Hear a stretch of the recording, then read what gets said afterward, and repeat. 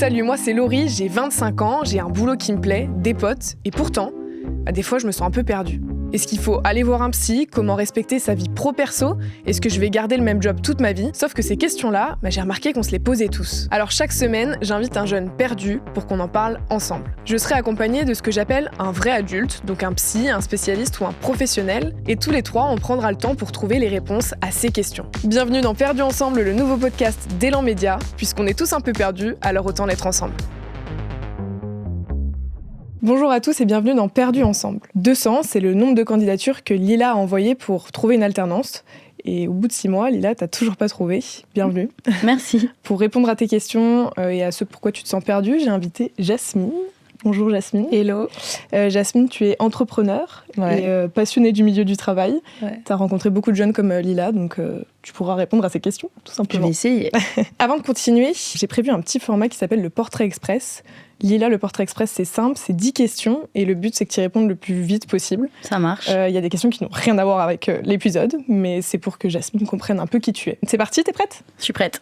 Alors, ton âge? 23 ans. Tu viens d'où? Niort. Un mot qui te décrit bien? Gentille. En études ou tu travailles? En études.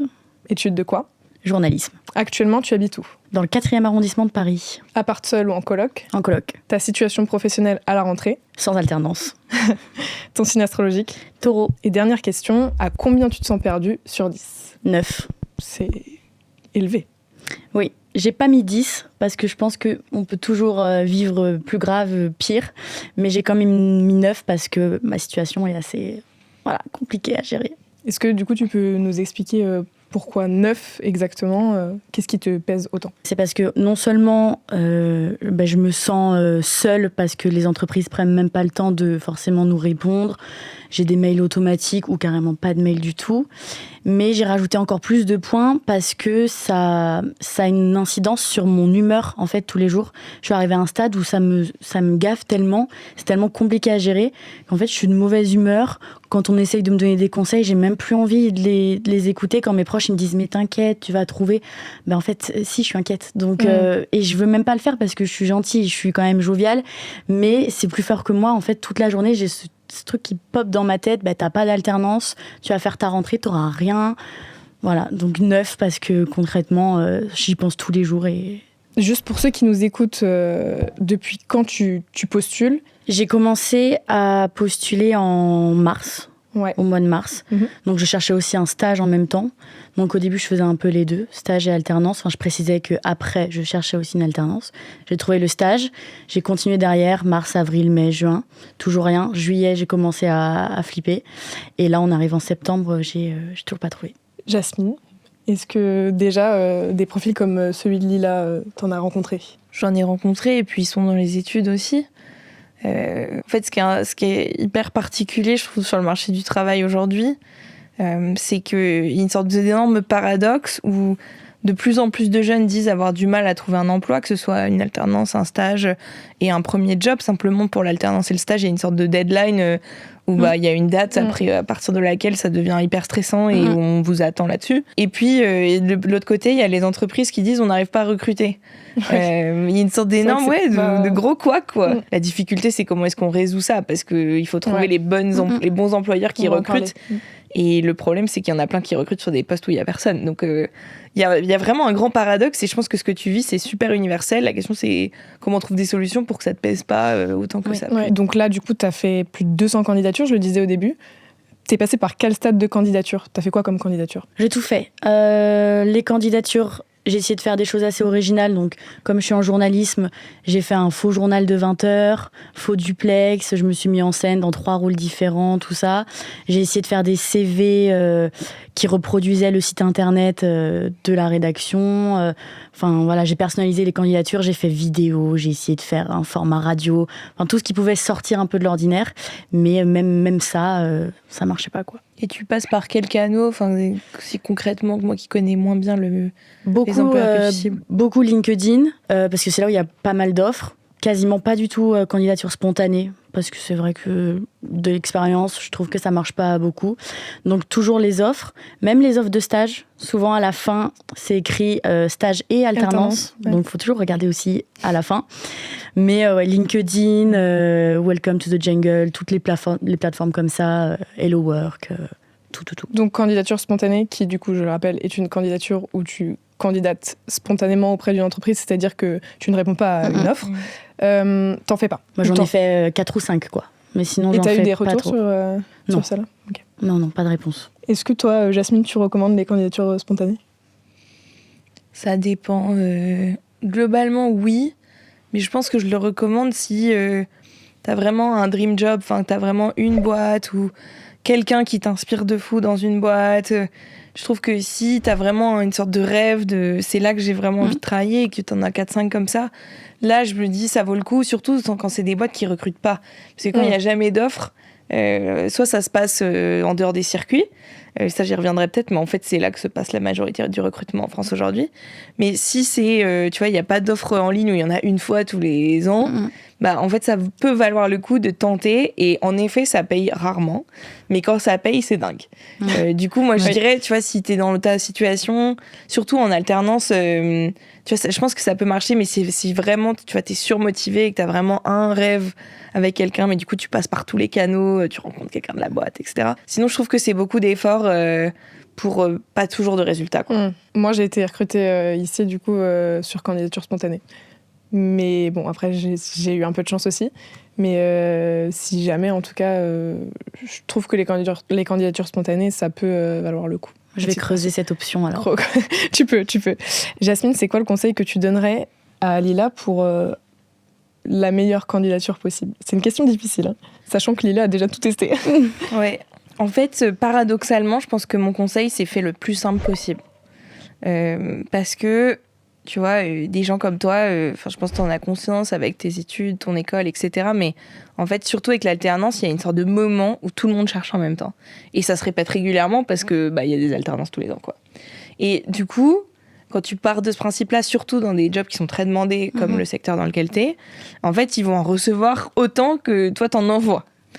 Ce qui, du coup, ne justifie pas de ne pas répondre, etc. Enfin, je n'excuse pas du tout ce comportement. Du coup, derrière, pour démêler, tu vois, qu'est-ce que je regarde, ça va être sur des critères super objectifs, souvent de gain de temps, souvent il y a un truc qui m'a attiré l'attention, et malheureusement, tu vas passer ce premier step que tu n'as pas encore passé, il est hyper difficile. Ouais. Du coup, moi, j'aurais tendance à dire à faire simple et efficace, et surtout de ton côté, réduire au maximum la quantité pour te focaliser sur la qualité. Et du coup, de toujours faire une candidature un peu en 2 points, tu vois, où tu le fais sur tel site et sur tel site, ou sur tel contact à qui t'envoie un petit message sur LinkedIn en mode j'ai candidaté, nanani, et LinkedIn. Enfin, tu vois, j'essaierai de multiplier pour que ton profil il sorte un peu au-dessus de toutes ces candidatures, quoi. Mais tu lui dirais quand même de personnaliser.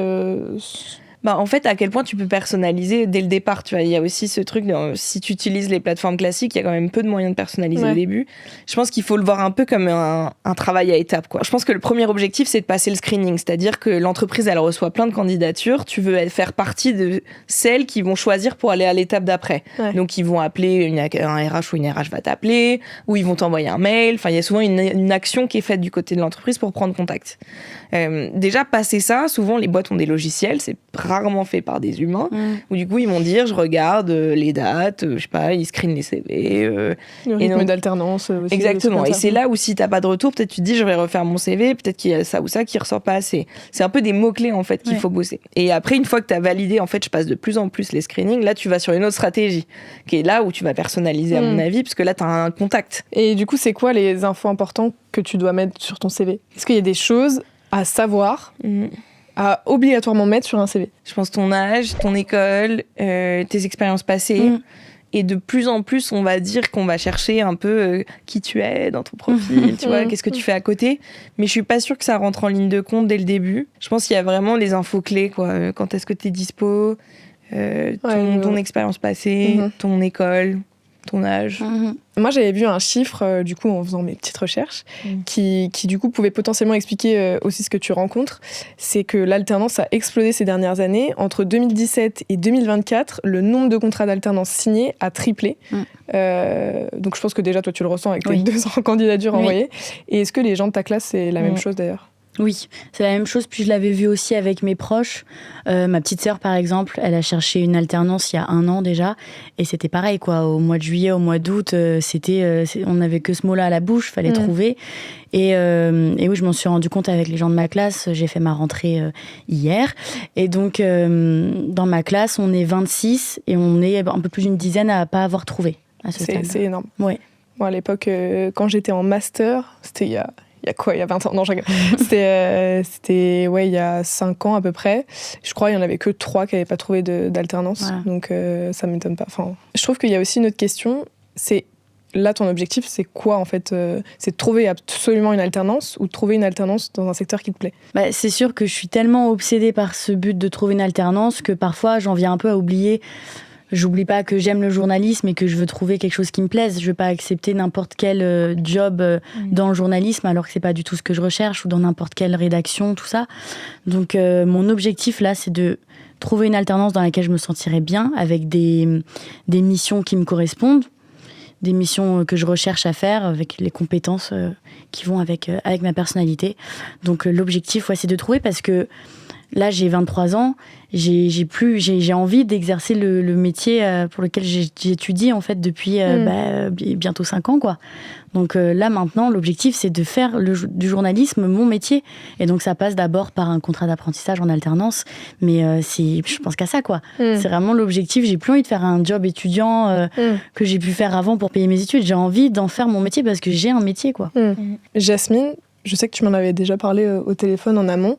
Toi, tu conseillais autre chose potentiellement pour trouver une alternance, c'était de s'écarter un peu de son domaine de prédilection. En fait, pour reprendre un peu ce que vous venez de dire toutes les deux, on voit clairement une corrélation entre le temps passé et ton degré d'exigence. Et qu'en fait, plus tu passes de temps sur des candidatures, à tous les stades de alternance et tout, plus tu baisses tes attentes. Oui. En l'occurrence... Quand Laurie m'a parlé un petit peu de toi, Lila, de ce que je comprends, puisque tu dis là, c'est que tu as une passion pour le journalisme et tu as une passion pour ce métier, et c'est pour ça que tu as choisi de faire ça.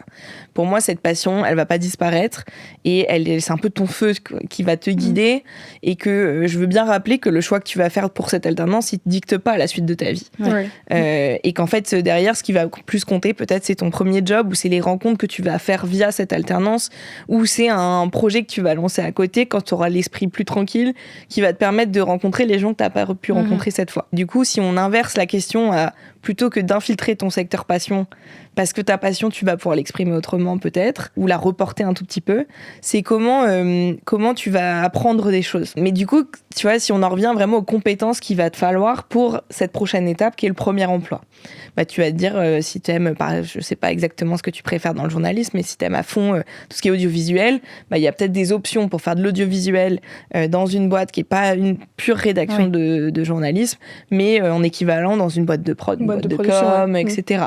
Et en fait, comme ça, tu vas être un peu ce profil un peu différent après, où par ton école, par tes projets à côté, tu vas dire, non, le journalisme, c'est ma vie, c'est ma passion, mais je suis devenue vraiment une pointure sur ces trucs-là en audiovisuel, et ça va peut-être être un atout pour toi après. Donc moi, presque, je le ferais l'exercice à l'envers, de se dire, c'est quoi un peu les compétences que tu as vues à l'école ou que tu n'as pas vues à l'école, sur lesquelles tu vas vraiment envie de progresser, et de te faire comme ça une sorte de grille de, du coup, si je prends pas dans les un peu entreprises traditionnelles où je vais postuler, où est-ce que je peux valider ça? Et tu vas peut-être trop kiffer et puis apprendre plein de choses, et tu pourras avoir la charge mentale qui baisse, et ensuite tu vas développer, je sais pas si c'est l'écrit qui te manque du coup dans le truc que tu as choisi, tu vas pouvoir écrire à côté et tu pourras en parler un an plus tard, quoi. Oui, c'est rechercher aussi ce que t'aimes dans ton métier. Je sais pas, t'aimes quoi dans le journalisme par exemple? Moi, mon truc, c'est la presse écrite. Après, comme la plupart des étudiants en journalisme, j'ai été formée à la télé, à la vidéo, à la radio, au montage, à la retouche photo, un peu à tout finalement. Mais c'est vrai que, comme tu disais tout à l'heure, plus au début, quand je cherchais en mars, évidemment, je cherchais la rédaction de rêve qui cochait toutes les cases depuis que je suis au collège. Tu vois, c'est cette rédaction la meilleure. Après, tu descends un peu, tu te dis, je vais aller voir les médias peut-être un petit peu plus indépendants, des plus petits médias, des plus petites rédacs. Et forcément, ce rêve de l'alternance parfaite, parce que là, comme c'est l'objectif que j'ai dans la tête, j'ai l'impression que si j'ai pas ça, forcément, ma vie, je vais la rater. C'est normal, pas du tout. Mais c'est un peu déprimant. En plus, t'arrives à l'école, on est un groupe de 10, on n'a pas trouvé, on se regarde tous comme ça. Ils sont tous en visio dans telle ou telle rédac. Ouais, ils ont tous commencé. Donc on a encore un petit coup sur la tête où, moi, je vais faire quoi? Donc oui, c'est vrai qu'on baisse nos attentes plus on avance, quand je compare le mois de mars et le mois de septembre. Et c'est pour ça que j'en suis venue à postuler sur des jobs de journaliste monteuse. Au lieu de trouver direct journaliste rédactrice web, journaliste monteuse, pourquoi pas? J'aime le montage, je suis opérationnelle pour le faire. Donc ouais, je revois mes... Après, si t'aimes écrire, c'est ça que t'aimes au final. Est-ce qu'il n'y a pas d'autres jobs où tu peux pratiquer l'écrit sans forcément que ça soit journaliste? Si, complètement. Sauf que je pense trop en fait à ce métier qui m'a pas lâché depuis le collège et donc ça me pique en fait de me dire que pendant un an je ferais peut-être autre chose qui est pas à 100% du journalisme alors que c'est ce que j'attends et que je sais que j'ai travaillé pour et je sais que je peux faire du super boulot. Et oui, évidemment, il y a d'autres jobs que je pourrais faire qui me permettraient d'évoluer là-dedans. Mais... Ouais. Après, je rejoins Jasmine sur le fait que effectivement c'est que un an et en soi c'est pas ça qui va dicter ton futur. Mais par contre, je rejoins Lila sur le fait que c'est quand même ta dernière année d'études et c'est ce que tu vas mettre en premier sur le CV. Et après, tu vois, quand tu postules pour un premier emploi, t'as que ça sur ton CV et comment tu le justifies si ça n'a rien à voir avec l'emploi dans lequel tu postules, tu vois. Oui, c'est un très bon point. Merci.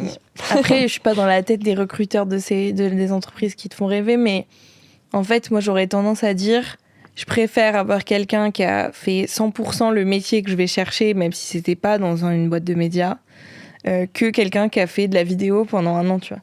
La compétence, du coup. Donc vraiment la compétence, parce que en fait, ils vont vouloir valider que t'es entre guillemets opérationnel dès les premières semaines, dès les premiers jours, qui te recrutent surtout dans des environnements comme ça, très compétitifs, très rapides, il se passe plein de choses. Moi, c'est l'impression que j'ai des recruteurs que je rencontre, mais ça dépend tellement des secteurs. Moi, j'irais vraiment par l'approche métier, mais sans abandonner ton rêve, tu vois. C'est peut-être abandonner toutes les candidatures que tu fais aujourd'hui par défaut, parce que tu te dis, c'est dans la sphère de ce que je connais. Donc, à part si c'est dans une boîte que tu rêves, mais c'est pas le métier que tu veux, c'est peut-être une façon de rentrer. Et puis, tu vois, tu montres que t'es quelqu'un de motivé et tu peux changer de poste à l'intérieur. Ça, tu les gardes. Mais toutes celles qui sont où tu te dis, en fait, c'est pas du tout ce que j'aurais envie de faire en sortie d'école. Ça, pour moi, tu vires. Et ensuite, tu te concentres sur le métier et tu te dis quelles sont, genre, une sorte d'autre verticale de boîte où il y a vachement des crédits, où ça répond exactement à ce que tu as envie de montrer comme portfolio. Et en parallèle, une fois que tu auras ton alternance, tu écris à ton compte, tu essayes de bénévolement contribuer à des médias et tu trouveras de quoi, c'est un peu objectif premier job, qu'est-ce que tu auras envie d'avoir sur ton CV à ce moment-là. Et là, aujourd'hui, tu es plutôt en stress parce que tu as un sujet d'école, tu as plein d'autres préoccupations qui sont pas la passion aujourd'hui. Et c'est normal. Je pense qu'on peut se détendre là-dessus. Dans ce cas-là, il faut que tu mettes ça en priorité, quoi. Oui, complètement. C'est vrai, je suis d'accord. Et ça me fait penser à un truc. Dans un autre épisode du coup de Perdu ensemble, j'avais accueilli à ta place Jasmine, une experte, c'était une psychologue, et elle nous racontait qu'elle avait été recrutée pour son expérience en bénévolat, qui n'avait rien à voir du coup avec la psychologie. Juste, elle avait fait du bénévolat dans une asso, etc. Et ses recruteurs avaient été... ils se disaient c'est vachement cool, en fait. Et du coup, ça n'a rien à voir avec son métier. Mais, je sais pas, ça avait un truc... elle avait servi à quelque chose. Et du coup, c'est ça qui les avait plu, tu vois. Bon, après, on s'égare, mais... des histoires de fous. Moi, j'avais rencontré un chasseur de tête qui m'avait expliqué qu'il avait accompagné un type qui bossait dans la pub et qui cherchait un travail. En l'occurrence, il avait déjà pas mal d'années d'expérience. Et qui, une fois, en allant chercher de l'essence à son pompiste du coin, je pense qu'il était à un stade où il disait à tout le monde je cherche dans la pub, comme etc. Et le pompiste lui avait dit tiens, tu m'avais pas dit tu cherchais dans la pub et tout. Il lui dit oui, il dit regarde le type qui est là dans sa voiture, c'est le patron d'une des boîtes de pub, va lui parler. Et il est allé lui parler et puis enfin, l'histoire un peu romancée, je pense, mais comme quoi, tu sais jamais d'où ça va venir. Ouais, c'est ça. Et franchement, c'est pour ça, moi, je me dis, l'alternance, c'est pas ton objectif final. Là, c'est ton objectif de vie parce que t'en as besoin. Oui, mais moi, je dirais, aussi pour décomplexer, tu vois, de te dire, en fait, c'est un tremplin. Là, c'est vraiment un tremplin. Et du coup, qu'est-ce que tu vas chercher pour atterrir à l'endroit où tu veux, mais dans un an, du coup. Il y a quelque chose que je voulais absolument aborder avec vous, c'est la démotivation et la perte de confiance. Quand on postule à plus de 200 entreprises, comment on fait pour pas être démotivé déjà, Lila? C'est pas facile. C'est pas facile. Au début, en fait, ça se voit, tu le ressens. Mars, avril, t'es au taquet, t'es trop content. Tu commences à avoir des petits messages de refus, mais tu dis... C'est rien, j'avais visé peut-être un peu haut. Tu descends. Et il y a vraiment un moment où tes camarades de classe, ils commencent à trouver. Toi, t'as pas trouvé. Donc ça, déjà, c'est le premier truc où là, t'as un petit coup de stress. Après, il y a les vacances d'été qui arrivent. Là, pour moi, ça a marqué vraiment un moment. J'étais sûre et certaine, si on m'avait dit ça il y a un an, moi, j'étais sûre qu'en juillet, j'aurais trouvé. Mais largement. Et donc, quand il y a eu le début des vacances d'été et donc les réponses « je suis en congé, je reviens le 15 août », ça, c'était horrible. Donc là, je me disais, mais ça sert à rien. Je vais avoir le message automatique de vacances. Et puis, juste, j'avais plus envie. J'avais plus du tout envie. Et je me disais, bah oui, mais si t'as pas envie, ça va pas s'arranger. Et donc, en fait, c'était un cercle vicieux. J'étais juste déprimée. Je me disais, ça va pas marcher de toute manière. Donc, vraiment, juillet, août, je me disais que c'était mort. Et c'est revenu fin août, quand ils sont tous revenus de vacances dans les rédacs. Sur LinkedIn, ils ont remis quelques offres. Donc là, j'ai eu un petit coup de une petite remotive vite fait. Puis après, il y a eu la rentrée. Et la rentrée, là, c'était horrible. Ouais, franchement. La rentrée à l'école. La rentrée à l'école, ouais, avec tous les autres qui n'ont pas trouvé. Et en plus, il y a tous les étudiants de l'an passé, qui étaient donc en M2 à ma place, en Master 2, et qui n'avaient pas trouvé, qui étaient dans mon cas il y a un an, et qui viennent de refaire une année là. Qui ont redoublé. Et donc, ils sont de nouveau en septembre pour la deuxième fois, et ils n'ont toujours pas trouvé une deuxième fois, un an après. Donc, il y a eux en plus, et donc on se regarde là, on tous... C'est déprimant, vraiment. Comment on fait, Jasmine, pour éviter ça, éviter d'être démotivée, d'être déprimée? Ce que j'entends et ce que je comprends totalement, c'est le côté comparaison, quoi. Et c'est qu'en fait, vous êtes mis dans une sorte de petit groupe où forcément, c'est un peu chacun se compare et ça amplifie le truc. Ce serait que des amis dans d'autres écoles. Bon, à la limite, tu parles pas avec eux pendant quelques temps et puis voilà. Ça, je comprends complètement et je pense, j'avais lu des études de psy qui, pareil, tu vois, il y a le temps passé baisse des attentes, mais aussi le temps passé baisse de la motive. Vraiment, c'est corrélé, voire dépression, dans l'absolu. Et c'est ok, en fait, je pense que c'est psychologique. Il y a un peu ce truc surtout quand t'as l'impression de pas avancer, parce que si t'as peu de process qui s'enclenchent, et tu t'as l'impression de brasser du vent, quoi. Tu t'investis aussi beaucoup dans des candidatures, si tu fais des trucs personnels. Exactement. Et non, mais je serais hyper frustrant, je pense. C'est sûr. En fait, ce que j'en pense, c'est, encore une fois, je donne un peu des conseils qui paraissent contre-productifs, mais je pense que le plus important, c'est de prendre soin de toi. C'est qu'en fait,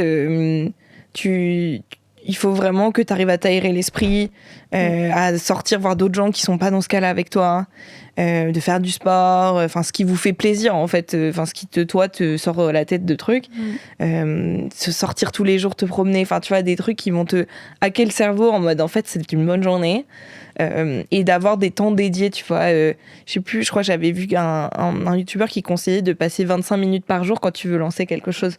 Peut-être que c'est que 20 minutes par jour où tu candidates plutôt que passer 3 heures. Je sais pas comment tu t'organises, mais où en fait, c'est juste le fait d'avoir une routine et de t'y tenir. Je pense qu'après, encore une fois, c'est un peu dans l'objectif de une fois que tu as passé la candidature où ils vont te répondre, ils vont rencontrer Lila. Et tu vois, t'as envie qu'ils aient envie de bosser avec toi. Et malgré toi, si tu vois, tu fais pas exprès, mais si ça te stresse et que tu mets une pression de dingue sur cette candidature, ça va se ressentir un petit peu. On va pas capter trop ce qui se passe, mais on va sentir quelque chose. Et il faut pas que tu montes dans ta tête. En fait, il faut que toi tu te dises en fait non, je suis une star, genre c'est bon. Mais du coup, pour ça demande de prendre soin de toi. Mais c'est comme dans n'importe quel boulot où c'est stressant. Ça arrive dans toutes les situations. Mais je pense qu'on a tous passé des moments de passage à vide où on avait un objectif et on n'y arrivait pas, où on avait un gros examen ou une grosse candidature, un concours, on n'y arrivait pas. Pour ça, il faut vraiment que tu prennes soin de toi. C'est hyper facile à dire, mais je pense que c'est hyper important que tu fasses d'autres choses qui te fassent plaisir et pas te monter la tête dedans, quoi. Complètement. Parce que toi, du coup, tu passes combien de temps à peu près en moyenne dans une candidature là, tu vois, par exemple... Là, en ce moment, pour une candidature, comme maintenant je suis bien rodée, comme j'ai bien l'habitude, je peux aller vite. Ouais. Je vais essayer de, forcément dans la lettre de motivation, parler de l'entreprise, des valeurs de l'entreprise et tout ça. J'essaye de montrer que je suis intéressée, que je me suis renseignée. Si je peux, je parle un peu du rédac chef, tout ça. J'essaye de le trouver sur LinkedIn, de l'ajouter, d'envoyer une petite note et tout ça. Ouais, je dirais que quand je suis vraiment motivée, que j'ai envie de faire une belle candidature, maintenant là, je mets une demi-heure, 3/4 d'heure. Okay. Là, j'ai mes petits modèles de lettres de motivation, je change juste pour personnaliser les trucs, machin. Mais avant, vraiment, toute la période mai-juin, juillet, là, avant le début de l'été, je passais 3 heures dans la journée à faire que ça. Ouais, et là, justement, du coup, pour t'avoir eu au téléphone, je sais à quel point t'es énervée aujourd'hui. Oui, un peu. C'est pire qu'avant. Avec la rentrée qu'il y a eu là, c'est encore pire. Et j'étais pas mécontente de voir mes camarades, mais alors t'as une alternance, voilà, 20 fois dans la journée, j'avais pas envie d'en parler. Et donc malgré moi, j'étais énervée. Et ce qui m'énerve, c'est que ça me ressemble pas. Et donc j'ai passé la rentrée, j'étais aigrie comme pas possible toute la journée, alors que c'est censé être un moment cool, on se retrouve, ça fait 4 mois qu'on s'est pas vu à cause des stages d'été. Et en fait, à la place de ça, je suis juste aigrie toute la journée et je suis énervée. Je suis un peu énervée contre l'école parce que j'ai l'impression que depuis le mois d'avril, on est un peu laissé. Je savais qu'ils n'allaient pas me trouver eux-mêmes une alternance pour moi, voilà, mais je pensais qu'on allait être un peu aidés. Au final, pas tant, à part nous envoyer des annonces qu'on a déjà vues, des offres qu'on a déjà vues. Voilà, merci, mais on a LinkedIn nous aussi, chez nous, quoi. Donc j'étais un peu. Enfin, non, je suis clairement énervée. Je suis énervée, là, ça se sent. Ça se sent. Mais c'est dommage parce que encore une fois, c'est pas la mort, et puis il y a toujours un problème, une solution, il y a toujours moyen de faire autre chose, mais c'est énervant, c'est agaçant, franchement ça tape le moral. Un conseil pour Lila? Franchement, ça c'est plutôt ma manière de fonctionner qu'un conseil éprouvé, mais moi déjà je prendrais une petite pause genre même de 3 jours, tu vois, où tu t'interdis de toucher à LinkedIn, genre tu le supprimes et tu dis bon, ça va pas changer le monde des candidatures, où tu peux t'accorder 5 minutes pour voir s'il y a the truc qui est sorti, mais franchement même moi je ferais une coupure nette, mais le temps, enfin pas très longtemps parce que en l'occurrence t'as toujours le même sujet, mais un peu pour te dire ok, je prends du recul parce que là j'ai l'impression que tu commences à prendre un peu du recul aussi, mais t'étais dans un jus où forcément c'est très dur d'avancer, et après peut-être d'essayer des nouvelles routines, tu vois, de dire je me fais un peu un planning où le lundi c'est screening des boîtes, le mardi, je dis des choses sûrement bêtes, mais c'est les messages personnalisés, les candidatures, et tu te dis chaque semaine je postule à max, 8, 10, 3, c'est toi qui décides du chiffre, et une fois que t'as fait ton quota, tu te dis en fait comme ça je mets plus de qualité et moins de quantité. Et puis tu vois, dans les gourous de productivité et tout, j'aime pas trop ce genre de mentalité, mais tu vois, souvent, c'est essayer de se récompenser à chaque fois que tu fais un truc, tu vois, de dire, en fait, je fais un peu moins longtemps, mais après, X candidature, je vais à la piscine parce que je kiffe la piscine, ou j'appelle ma pote qui est comme ça. Enfin, c'est de trouver des façons de te récompenser. De dire, en fait, à chaque fois que tu t'es fier de ce que tu as fait, comme ça, tu vas plus associer ce moment à vraiment une sorte d'épreuve insurmontable. De lourdeur, mais de dire, en fait, là, quand j'aurai fait ça sera le temps où je pourrais, manger tel chocolat, j'en sais rien, sans tomber dans de l'excès. Mais je pense qu'il faut un peu hacker son cerveau pour que ça devienne un plaisir. J'exagère en disant plaisir. C'est difficile, mais tu vois ce que je veux dire, de se dire en fait, voilà. Et puis commence aussi à regarder dans d'autres, comme on disait, je pense, d'autres secteurs, d'autres boîtes, mais où tu es très strict sur le métier. Pour le coup, il faut vraiment pas que tu t'éloignes de ce que tu as envie. Tu vois, tu as envie d'écrire, il faut que tu écrives tout en regardant tes boîtes de rêve aussi, parce que ça, machin. Et surtout, moi, je te dirais, genre, les boîtes, tu peux candidater plusieurs fois. Et en fait, il y a des questions de timing et de gens. Il y a peut-être, ils ont proposé un job à quelqu'un où ça n'a pas abouti. Peut-être qu'ils ont voulu recruter d'abord un CDI. En fait, ils se disent non, on veut une alternance.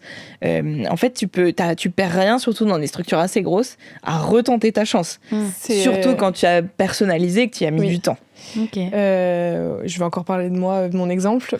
Du coup, allez, je parle de moi. C'est pertinent, c'est quand même ton métier, quoi. Oui, non, c'est quand même. En fait, quand j'ai été recrutée ici il y a 4 ans, c'était du coup une candidature spontanée. Mais j'ai envoyé 8 mails, je crois, en tout. Faudrait que je recompte. Mais je crois que le premier mail, c'était en juillet et le dernier, ça devait être en août. Et en fait, ma candidature, elle remontait à chaque fois dans les mails. Et en juillet, ils avaient besoin de personne. Ils avaient déjà tout bouclé. Et en fait, en août, ils se sont rendus compte qu'il manquait quelqu'un en alternance sur le pôle TikTok, les formats courts. Enfin bref, on s'en fiche. Et du coup, ils se sont retournés voir dans leurs mails. Et moi, ma candidature, elle était remontée du coup, vu que j'avais envoyé je ne sais combien de mails. Et ils ont cliqué, ils se sont dit, j'avais fait du coup un CV personnalisé, ils se sont dit, c'est pas mal et tout, et voilà, ça s'est fait. Mais du coup, je dis aussi que si je suis là, c'est aussi une question de chance et de timing. Ouais. Mais c'est aussi parce que je l'ai provoqué. Si j'avais peut-être pas renvoyé cette mail, mais c'est clair, ça se provoque aussi. Ouais. Donc tu contactes plusieurs personnes. Ouais. Après, franchement, dis-toi, tu seras jamais trop lourde. Enfin, tellement ça, pas. J'ai pas de problème avec ça. Moi, je le dis pour tous ceux qui nous regardent, qui ont peur de faire de vexer ou de se dire c'est vraiment trop lourd ce qu'ils font. Mais franchement, il y a pas, harceler. Parce que au pire, ils vous diront. Ça suffit, arrêtez de nous parler, et tu captes le message. Mais dans la plupart des cas, en fait, ça va être zut, j'avais oublié de répondre. Et du coup, tu remets dans sa tête, en fait, il faut que je réponde à Lila. Ouais. Tu vois, franchement, n'hésitez pas, il faut y aller, parce que c'est vraiment une question de chance et de timing, et ça surtout quand c'est des jobs où il n'y a pas beaucoup de place, quoi. Clairement. Un dernier conseil à donner. T'en as déjà donné beaucoup. Hein. Ouais, merci. Là, je suis pareil. Non, mais après, moi, j'ai pas de baguette magique. Oui, en fait, on tient à préciser aussi. Franchement, mon conseil numéro 1, c'est prenez soin de vous parce que ça va se voir une fois que vous avez passé les screenings et tout. Ça va se voir dans votre morale et surtout, votre vie, c'est pas que candidater. Enfin, comme tu l'as très bien dit, trouver un autre objectif. En fait, typiquement pour toi, ça peut être ton premier job où tu te dis, le rêve, c'est pas. En fait, c'est pas noir et blanc. Le rêve, je le mets pas à la poubelle. En fait, c'est juste, je veux progresser. Mon alternance, elle me permet de payer mon année. Il faut que tu aies quand même tes critères non négociables parce que ça, c'est hyper important. Les autres, tu peux laisser un peu aller. Et puis, mon deuxième conseil, c'est ne sous-estimez pas la force du réseau. Alors, je sais que c'est une phrase surfaite, mais la réalité, c'est que en fait, la plupart des gens, soit ils ont déjà un réseau parce que par leur école, par leur famille, par machin, c'est hyper rageant, mais c'est comme ça. C'est quand même le manque d'expérience et le manque de réseau, c'est les premiers critères qui font que c'est dur d'avoir un emploi. Si tu peux juste préciser le réseau. Le réseau, c'est c'est des gens que tu connais qui servent ton objectif. Donc en l'occurrence, des gens qui travaillent dans le monde du journalisme, dans les rédacs que tu connais. Et le réseau, c'est pas une personne que tu as croisée une fois, c'est une personne qui s'est quittée, quoi. Et en l'occurrence, t'en as sans doute un petit peu par ton école. Donc déjà, dis à tout le monde que tu cherches. Je pense que tu l'as déjà fait. Oui. Mais pour ceux qui nous écoutent, franchement, vous savez pas envoyer au monde l'info et puis vous savez pas comment elle va vous revenir.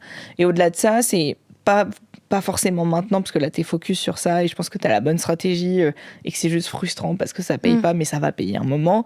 Mais en fait, là, tu construis aussi ton histoire et ton réseau pour 40-50 ans de boulot, quoi. Ouais. Et du coup, en fait, quand tu auras un peu plus de temps, un peu moins de charge mentale, provoque aussi d'aller rencontrer telle ou telle personne gratuitement où tu n'as pas d'objectif, mais ça va te servir forcément après. Et moi, mon quotidien, c'est ça, c'est des trucs avec la personne que j'ai rencontrée il y a 5 ans. Ça marche trop bien, mais ça marche pas immédiatement. Et du coup, moi, je conseille plutôt de commencer à le construire dès maintenant. C'est pas ta priorité aujourd'hui, mais tu vois, de se dire, en fait, qui j'aurais envie de rencontrer et trouver des façons de hacker le système, quoi, pour ça. Mais bon, après, c'est hyper frustrant comme conseil, donc, mais je dis juste que c'est la réalité. Le réseau, c'est toujours le premier conseil qui vient. Et moi, je suis d'accord pour dire que c'est la base. Et j'ai eu de la chance parce que là, j'ai forcément activé mon réseau depuis le mois de mars-avril pour l'alternance. Et c'est les moments où j'ai été le plus proche du but. Vraiment. Grâce à mon réseau, ils m'ont tous répondu, on s'est tous appelés et j'ai pu accéder à des numéros de téléphone de rédac chef. Je pensais jamais pouvoir les appeler à un moment. Et c'était vraiment le moment où j'étais le plus proche en fait d'avoir ce que je voulais, c'est-à-dire un entretien, quelque chose. Mais le réseau, ça paraît vraiment bateau comme ça. Oui, le réseau, oui. Mais parce qu'on nous en parle depuis le bac. Ouais. Mais ça marche trop bien. Ça marche trop bien, c'est vrai. Écoutez, merci beaucoup les filles. Merci à toi. C'était très cool. J'espère que Lila, t'es repu de conseils. Ouais, c'était cool. C'est bien d'en parler. Et puis, merci pour les conseils. Merci pour ton témoignage. Ouais, parce que je pense que t'es pas toute seule. Clairement pas. Je pense pas, mais j'espère pas. Non. Ce serait super triste. Déjà au vu de ta promo, et puis je peux te dire que non, t'es pas toute seule. Ouais. Tous les témoignages qu'on a reçus. Merci Jasmine. Merci pour l'invitation. En tout cas, si vous vous sentez perdu ou si vous avez envie de partager votre histoire comme l'a fait Lila, vous pouvez nous écrire. On vous met l'adresse mail de Perdus Ensemble en description. Bref, on se retrouve la semaine prochaine pour un nouvel épisode, puisqu'on est tous un peu perdus, alors autant l'être ensemble.